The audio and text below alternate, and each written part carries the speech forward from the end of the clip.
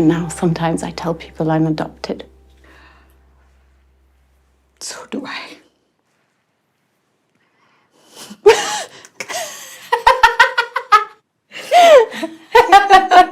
Another bona fide talent we have with us today. I did a podcast with her some time back, before the pandemic actually, and it was such a wonderful chat. And I'm so delighted to welcome back Kalki Koechlin on our platform, filmeshilmy.com. So, Kalki, thank you so much for joining, and congratulations on Goldfish releasing here in the UK. Thank you very much. Yes, very exciting times. Right. So, Kalki, I absolutely am very fond of the way you've shown mother-daughter dynamics in some of your films before. Like, even I'm going to take Margarita with a Straw as well.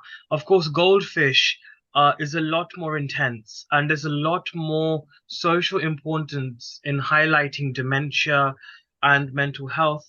Uh, but as heavy as the film's concept was, for you as an artist to really step into those shoes and to really understand the mother-daughter dynamics as well, how tough was it for you? In some ways very easy and in some ways tough. The easy part was that I related to so many of the scenes because I think I had a hard time with my mom. I have a much better relationship now, but as a teenager I had a really hard time with my mom. And so I could relate to so many of those fight scenes, and I was like, is this like a documentary on my mother and I? So and also the identity crisis, even though Anna's is different because she's British. My French identity with my Indian identity and constantly having to explain one or the other, is very frustrating. So I could feel that connection. But the hard part, I think, for me was just being, being present in that time, because we shot this during the second lockdown, and we didn't really get time to rehearse. We had to kind of throw ourselves into it and be in this kind of shoot bubble. So we went into quarantine and then we went into shoot, and Pushan had this idea of never really retaking things. So he had 3 cameras set up all the time, and we would just have to go with what came. And so it meant really being on your toes. And it was also very surprising. She would always come up with something that I didn't expect. So it was about staying in the moment, really. Sure. I mean, I would love to pick your brains a bit more on that because obviously, Deepti ma'am is an institution of acting, as we all know. I mean, just when I interviewed her and I got to hear her insights into things, I was so fascinated. For you to actually be on set with her, to hear and watch her sort of work, like you said, but she would come up with certain things. Was there ever one moment which you could perhaps share with our viewers as well that was maybe took you aback in a pleasant way, with her craft? Yeah, totally. There was in the film we use the word haram khor. So she has this line, and she was saying, she's very well spoken, like soft spoken and gentle in real life. So she was speaking to Pushan. She was like, I don't know about this word haram khor. It's a very harsh word. And why would she? She's such a bad mother. Why would she use such this terrible word with her daughter? They were having this very funny conversation, very sweet conversation, I'd say. And then Pushan convinced her that we need this word and we need to say it in a certain way and all that. And then when the camera started rolling, she was like, haram khor. And I was just like, oh, okay, that went from I can't do this is too harsh a word, to bam, in your face. So yeah, she was very good at that. That's amazing. I mean, it's amazing to hear that. But Kalki, I think what really drew me about A Goldfish was that it's amongst those rare British Indian films. We recently had another movie called The Boy with the Top Knot a few years ago. I'm not sure if you've seen it, but it was again another very hard-hitting film which talks about mental health and the impact it has within Indian families and the mindset and all of that. So I think because I'm sure you've gone through stuff in your life which has been quite taxing mentally and emotionally. Also from you coming from that perspective as well, how personal was it? I think when it comes, I mean, I know you mentioned about the socio-cultural aspect of it, but in terms of the mental and emotional aspect of it, again, how much were you able to identify, especially with what the mother goes through, and even Anamika as well? Well, it's funny because I think I'm in a position in life now. A lot of us, me and my friends are at a place in our life now, almost at 40, where we have to start playing the reverse role and taking care of our parents, and they become the kids and you have to become the parent. So I relate to that, to becoming a caregiver, as well as the fact that I've just had a baby. I mean, she's 3 now, but when I had done this, she was 1. And it was full-time caregiving, and it just made me very, very aware of how much goes into that relationship. When you have a newborn, it doesn't it's everything. It takes all your energy. And and it's so hard to see how that relationship can go so sour when your kids grow up. And yet at the same time, I can see how bitterness can really build up if you're sacrificing everything for your children and then they don't respond the way you wanted them to. And we forget that they're individuals and they don't belong to us. So, all these questions started being very strong, very, very in my face, because I was going through motherhood and also taking care of my parents. And yeah, it was very real. The script felt real for all these reasons, because it was, we're all experiencing it in some ways. And again, the fact that, you've obviously studied in London. But again, when you were shooting here in London, especially that too during the pandemic, which was obviously very different to how you might have been when you were young. And again, when you're coming from that perspective as well of, like you said, of maturity, because I feel like geographic locations really do have a huge impact in bringing out emotions within us, because a place where we were when we were young and naive might have a very different meaning when you grow wisdom, when you become mature. So did you also feel that as well when you were shooting in London as well, that you felt like, in a way, you were perhaps revisiting a younger Kalki too? Well, it's funny because I studied in London. I went to university there. And, for me, London was a city of struggle, a city of trying to find my adulthood, just financially, just surviving, just discovering what it is to be away from home and having to fend for yourself. And now to come back as a mother, as an actor, and also I have to say, come back in summer when it was beautiful and the weather was perfect. To have that, it is really nice to be an adult and look back at your young self and say, hey, you're okay. You're okay. You were struggling. You were going through so many things. And it is that in the film as well. It's about, now that we are a little more mature and we are able to absorb things that we weren't able to absorb when we were younger, we can comfort that younger self and we can be like, it's gonna be okay, So yeah. I think for that as well. For sure. It's interesting. We were talking about the mother-daughter dynamic in Goldfish, but I mean, I don't know whether I've extrapolated it correctly, so apologies if it comes across wrong, but I've realized that a lot of your films, that the works that you've done, I find that there is a dysfunctionality of sorts in the characters and the atmosphere that they're in. I mean, even if we look at, let's just say, Devdi, your first film, again, there was that whole dysfunctionality of like parents understanding you and you were forced to essentially become a sex worker. In, again, Shaitan, that whole dysfunctionality, again, to do with mental health, to do with that care you got at home. A lot of these roles have to do with a lot of these sort of disengagement, I think, between what you are, what family, friends, society thinks. Do you feel these are conscious decisions you've made in finding these traits in your roles, or do you think that's just what filmmakers find fascinating about you as an actor and approach you with that? I don't know. I think in some ways we all have that complexity in us. I don't think anyone is straightforward. And it's always exciting to explore the question marks within us. And yes, I do get excited when a character, when you don't know what the character always wants, and when you want to, you want to understand why they're behaving in certain unreasonable ways. So I do get excited by that. But I also think, I think that each and every character has different facets of it, and I find that Anamika's character is far more mature, than, let's say, I don't know, the character in Zindagi, Natasha.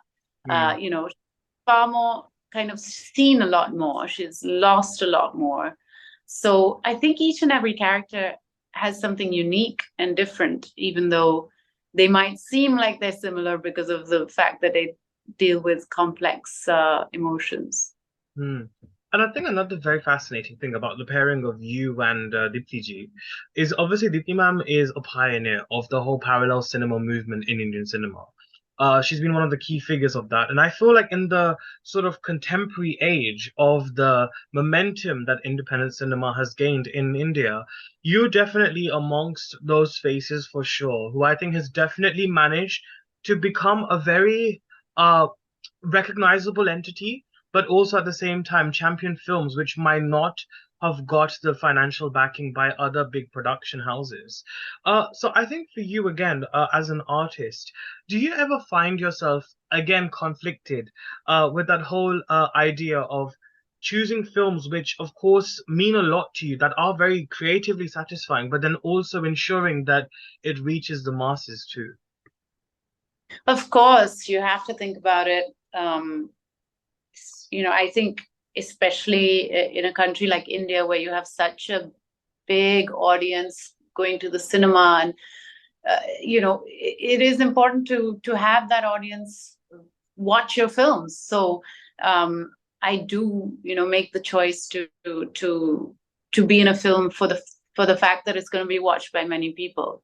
But I absolutely, love the journey of the independent cinema, that has started happening here, and also the OTT platforms, and the fact that we just have a lot more choice, especially as female actors. I think it's really refreshing to see that we can dig our teeth into something, rather than just sort of be pretty and smile. So yeah, it's important. It's important. We need to keep fighting for those kind of roles.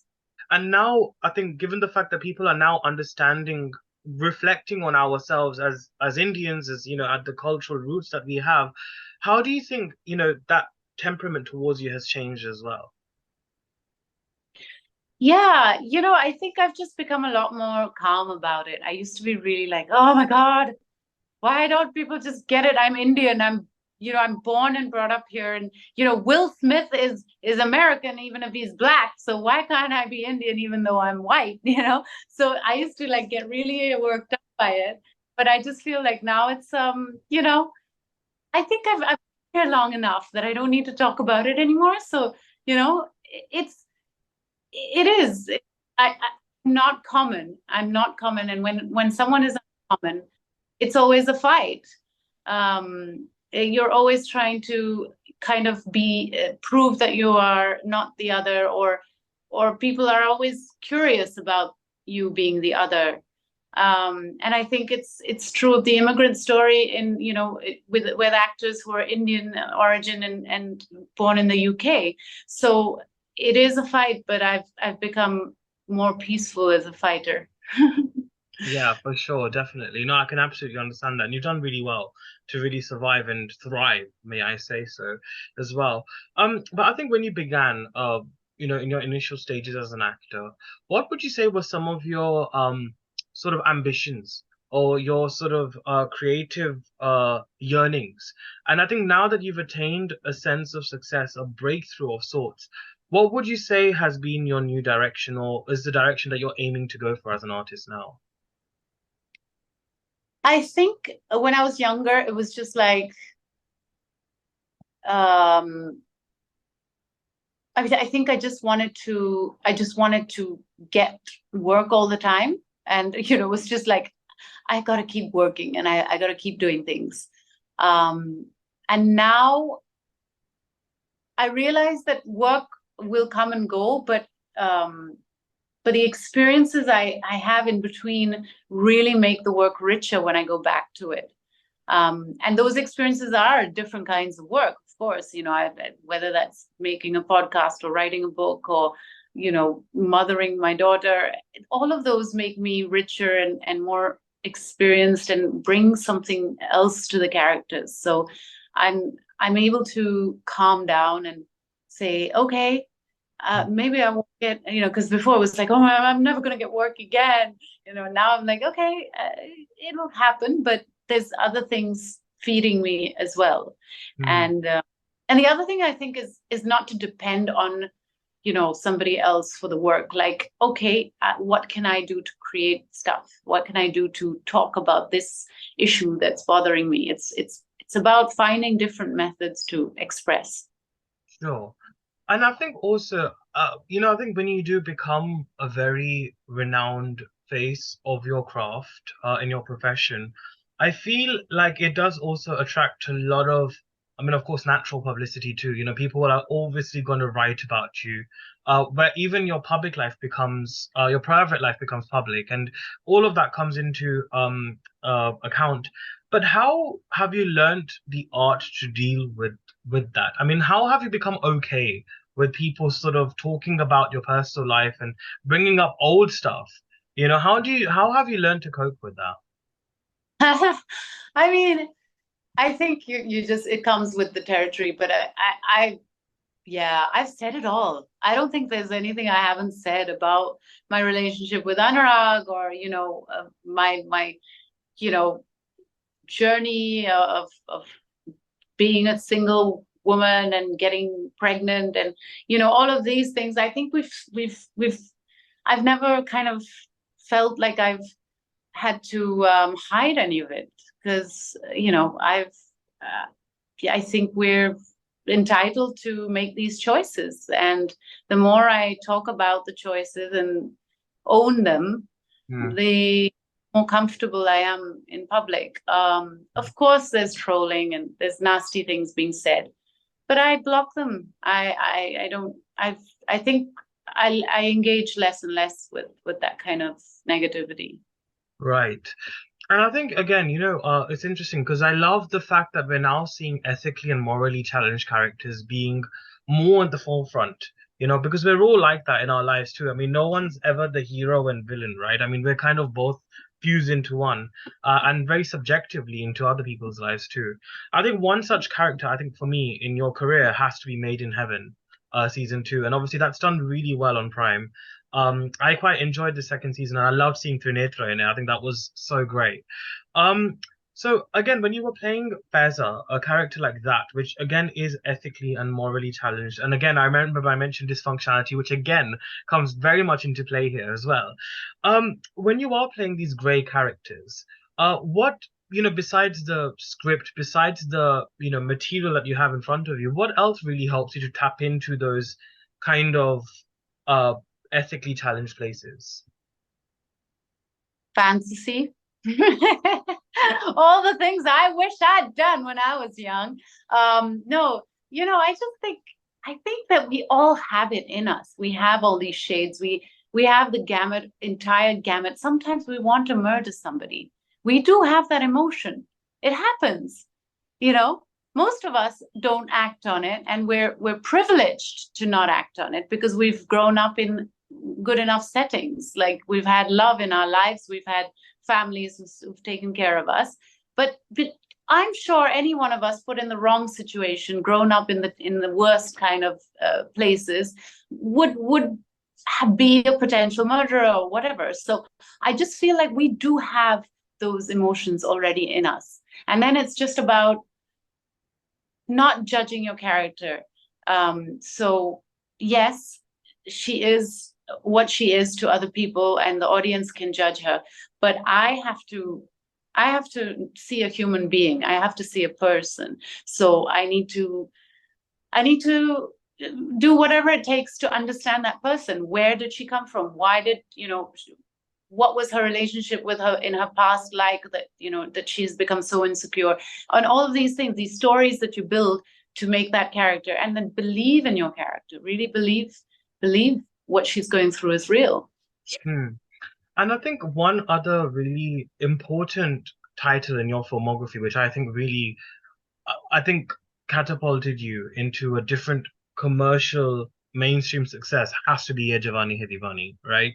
I mean, it's just crazy to know that this year actually clocks in 10 years since the film released. And it's quite, oh, bless you. And it was quite ironic as well. I was studying at college at that point, and seeing all of that, it just felt so real. I read up in an interview within the Indian Express, though, that apparently you were advised not to do that role. Now, why exactly was this case? And I know you said that whole storytelling of Ayan really convinced you to doing it, but did you, again, at that point in your career, also identify with perhaps maybe what you've gone through in your life with what Aditi goes through too at that point? I always find that art and life creepily reflect each other. So I'll often find that something that's been given to me in a script has just happened to me in some way or the other. It's really creepy how often it happens. And with Yeh Jawaani Hai Deewani, I think I instantly fell in love with this kind of bubbly character who was once like a bit of a ugly duckling geek, you know, like, you know, didn't quite make it, and then, you know, like became this swan. So yeah, I think I related to that aspect. And again, yeah, I think we're advised a lot in our careers of how to take it forward, and it's really a very instinctual thing when you say yes to a script. It's really something that tickles your stomach when you're listening to a director or you're reading the script, and you're like, okay, yeah, I know this is something I can, you know, bring a spark to. It's, yeah, it's again that thing of belief, right? If you believe it, it's going to be believable for others. Yeah. And again, maybe I'm again reading a bit too much into it or extrapolating a bit too much into it. But again, when I look at Aditi's character in Yeh Jawaani Hai Deewani, it kind of reminded me of Kajol in Kuch Kuch Hota Hai, what Anjali was. It's almost as if you know, because she was a tomboy, she wasn't the stereotypical girl, Indian girl next door.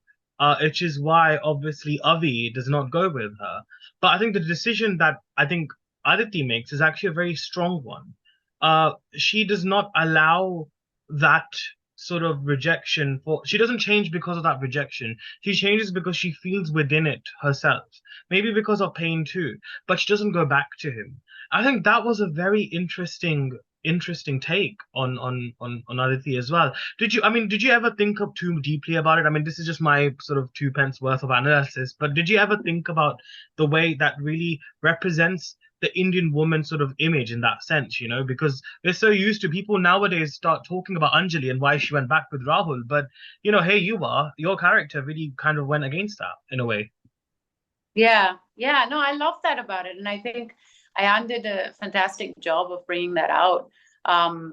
But yeah, it really shows a maturity in Aditi, in the character, that I loved, you know, that sure, she's not like studious, you know, she's not the most like bright, you know, promising person in her school, and she's, you know, arty as she says, but like, you know, ultimately she's somebody who's genuine, who learns from life, who learns from her mistakes, and has self-dignity, has, like, you know, self-respect, and wants something for herself, you know, and chooses it. So that maturity that she gets, that she chooses somebody who, you know, who she loves spending time with, who will make her happy, over somebody who's, you know, always going to kind of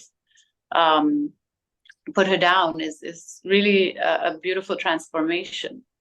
For sure. And I think your role, all of your actors actually in Yeh Jawaani Hai Deewani have grown exponentially as artists. And I think it makes me very happy to sort of see the growth you've all had as well. Obviously you're very fluent in Tamil. You've worked really done, I think you've done what, two films in Tamil so far? One with Netflix, and you've done, I think, the remake of Pink with Ajit, right? Yeah, yeah.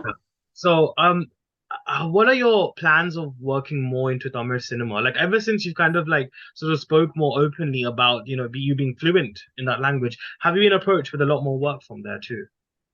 I don't know why it's taken so long, to be honest. I'm like, I've been saying it from the start. I'm like, You I have. was born Mudalya Chavadi, not Tamil ponnu tha, but somehow it's just not picked up until recently. And yes, I have actually just finished shooting for a Tamil film, which I can't talk about yet. But yeah, we just shot for a Tamil film in Portugal, and hopefully we'll get to announce it soon. But it's great. It's great that I've got this like second career going on after like everybody woke up and saw that I could speak Tamil. But it's quite interesting, isn't it? Because I feel like that's quite it's almost like a reverse thing that's happened with you, because now what's happened is like North Indian audiences are suddenly waking up to the South. Yeah. So in a way, थोड़ा सा reverse का मामला हो गया है आपके साथ. Because I had to make such an effort to learn Hindi. I spoke Tamil my whole life, and then I had to go and learn Hindi and have an entire career in Hindi for like 10 years. And then suddenly, oh, now I'm back in Tamil. So yeah, funny way that life goes. No, but your Hindi was very fluent, Kalki. Do you kind of now feel a bit more secure in that sense as well?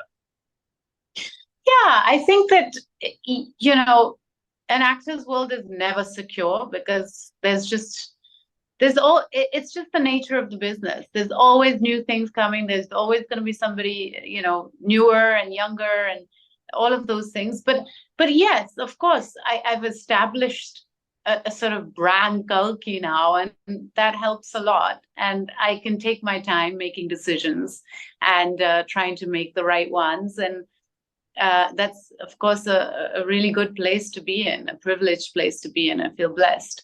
For sure, for sure. I know you mentioned you can't talk about the Tamil film, but what other projects can we look forward to after Goldfish? I think the one I can talk about is Ho Gaye Hum Kahan, which is coming out, I think, towards the end of this year. Very excited. We're gonna get to see the film soon. So yeah, we finished shooting for it and it's almost ready. And yeah, it's really. I can't say much about what the subject is, but yeah, Siddharth Chaturvedi and myself, good fun. Yeah, I can imagine. I think Excel Entertainment seem to really have a lot of confidence and love for you. I think they've always taken you in some of the most iconic works, and thank God they have. So it's quite nice. I'm sure for you again to be in that environment as well. It must have been pretty much like home for you, right? Because you've worked with Zoya and Farhan in some of their most iconic works, right? Yeah. Although Zoya isn't directing this one, this is a new director called Arjun Singh. Sure. But yeah, it's nice to see all the familiar ADs and faces. Yeah. Oh wow. Well, that sounds really exciting, and I can't wait to check that one out. I've been hearing so much about Koge Hum Kahan actually for a while now, and I'm glad that it's finally releasing. Adarsh is fabulous as well. He's a great talent too. So can't wait to check that out. But Kalki, it's always so wonderful to have you on filmishilmy.com. Thank you so much for joining me. Absolutely love the insights you have and absolutely love your craft as an artist. And Goldfish is a very special film, and I hope audiences in the UK are able to check it out. Thank you so much. It was lovely talking. Pleasure is all mine.